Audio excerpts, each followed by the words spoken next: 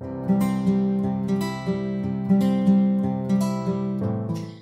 morning, everybody. How's it going? Pastor Vicki here once again with Pastor Carl. And you might feel a little green today because we're talking about envy. So, Pastor Carl, we're not Kermits, we're not green. No. But we all struggle in some way with envy of others.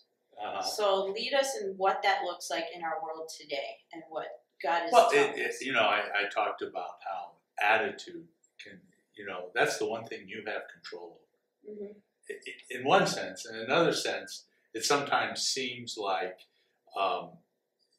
you can't completely banish all thoughts when it comes to attitude.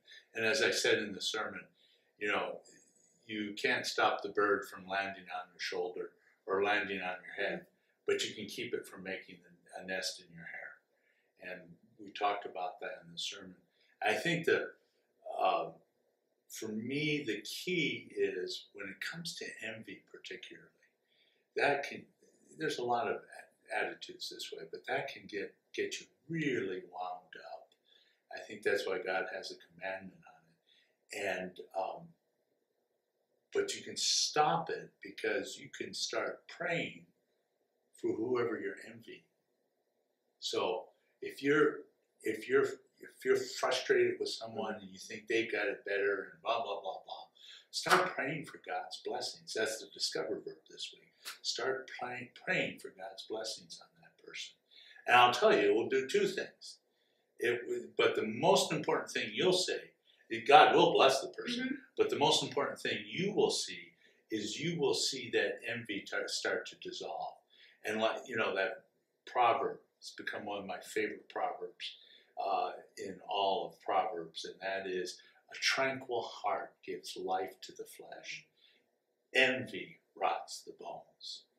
And as I said in the sermon, you want to be on the side of life. You don't want to be sitting there and letting your envy just tear you up inside.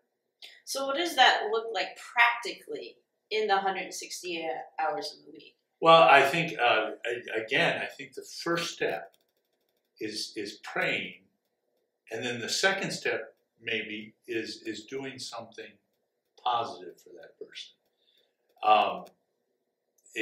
It can simply be greeting them, saying good morning to someone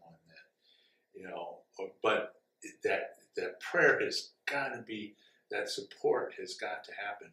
And sometimes, there are people, I know people who have done this. It's not just one prayer.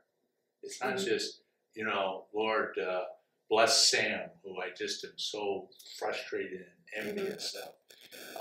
Amen. Now I won't think about Sam anymore. It's a consistent prayer of when that feeling comes up. Okay, I'm going to pray for Sam, blessings of Sam. It's in your morning devotions. It's in your evening devotions. Until there will come a time that you'll think about Sam and envy won't be there. All right. Well, thank you for showing us how to not be as envious, to not take that first step towards envy. So this week, as you might feel envy come up at different times, like if your coworker got that promotion you're eyeing, or your neighbor got a brand new car, you might feel that envy coming up. Well, just like Pastor Carl said, just pray. Pray for God to take the envy away. Pray for your neighbor. Pray for your coworker. And just keep praying and blessing and see how God is blessing you in your own life too. So that's what we have for you this week. You have a wonderful week, and we'll see you on Sunday.